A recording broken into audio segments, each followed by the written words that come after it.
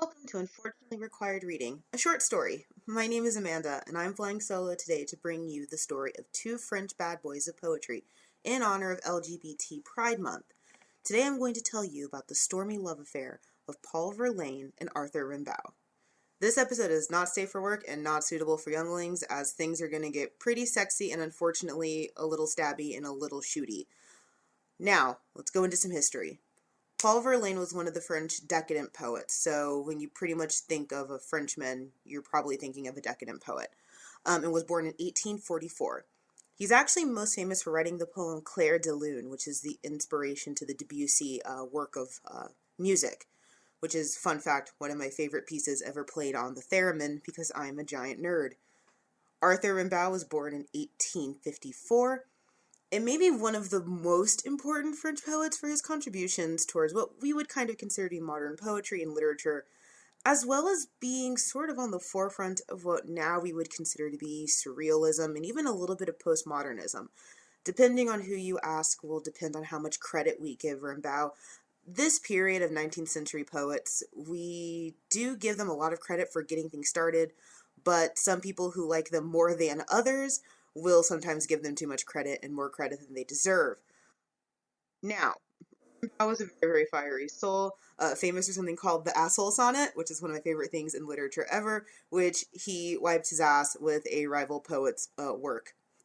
If that's not petty, I don't know what petty is. Now, here's the thing about poetry especially during this time, it was very, very common to follow writers in the way that we think that you would follow a musician. And because realistically there's only about 10 years between Verlaine and Rimbaud, Rimbaud actually fell for Verlaine's poetry, which I think is actually kind of sweet. And Verlaine was relatively famous during his life, unlike most writers. We tend to think of writers as being people who don't make a lot of money until after they're dead. Well, Verlaine was actually quite famous for his work. Rimbaud, of course, was Verlaine's junior and was spending his time running away from formal schooling after trying to run away from service from this thing called the Franco-Prussian War. And he spent most of that time writing.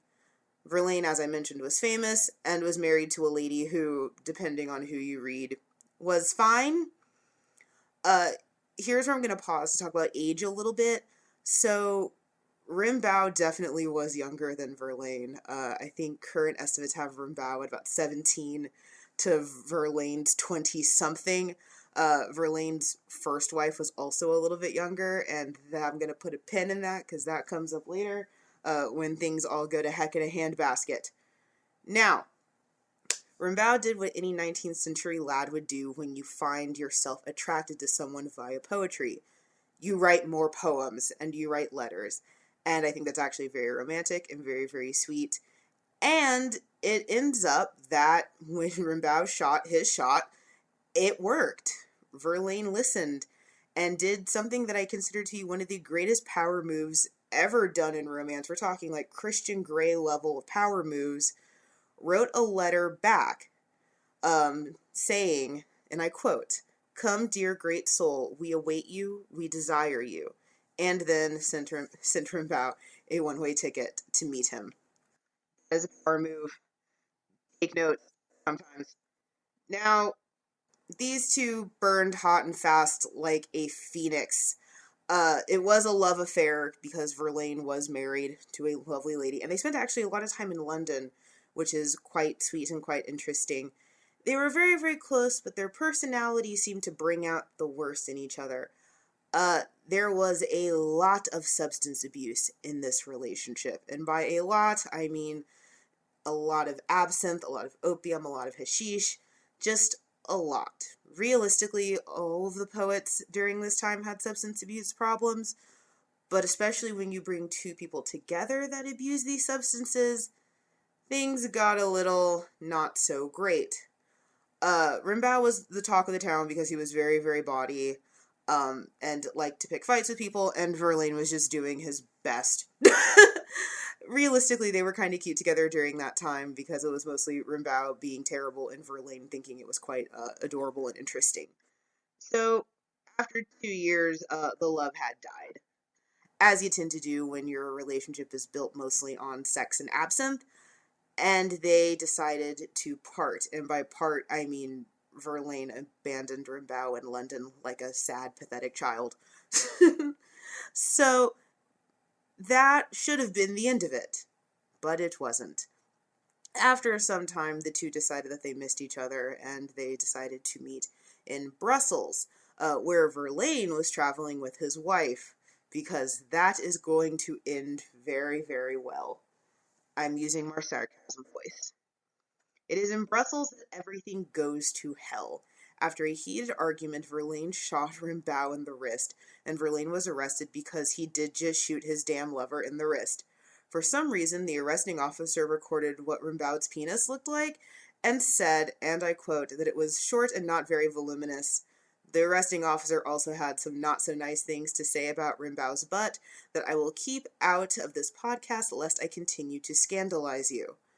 Verlaine did confess to a priest during his time of being incarcerated for shooting his lover in the damn wrist. And as he listed all of his sins to the priest, including infidelity, sodomy, and a lot of other things, the priest did ask, "But you've never slept with animals?"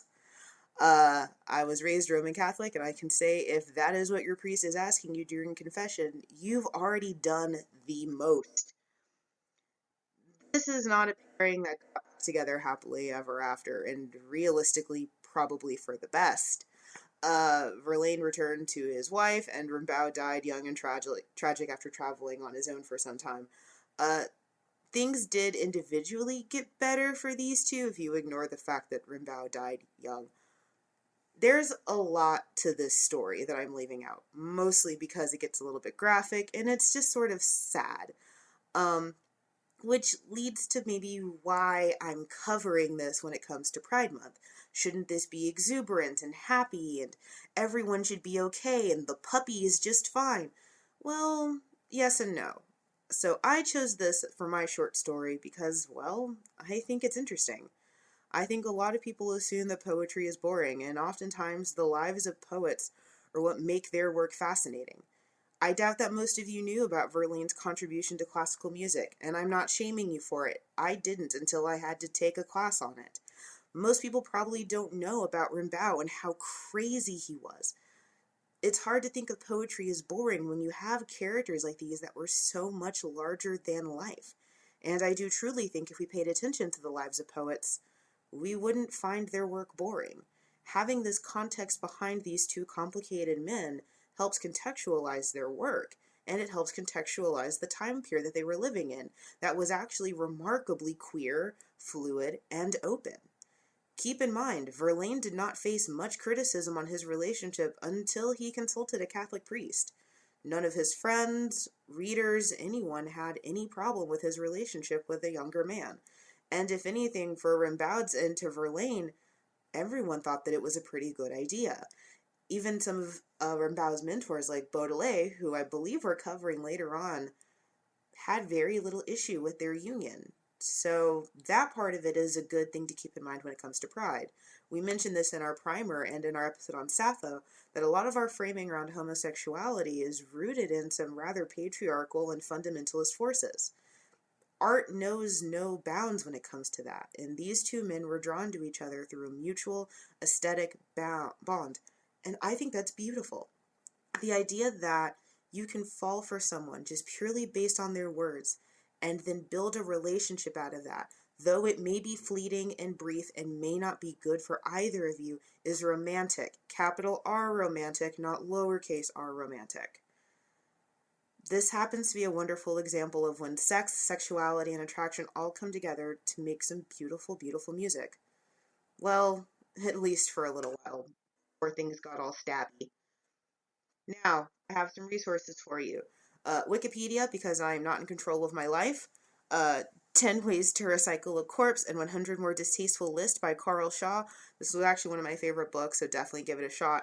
And 6 French Poets of the 19th Century. It's an Oxford World Classic, and I still have my copy from when I was in school. I wish you all a happy Pride, and I hope you enjoyed this episode. Now, for the love of God, go read a book.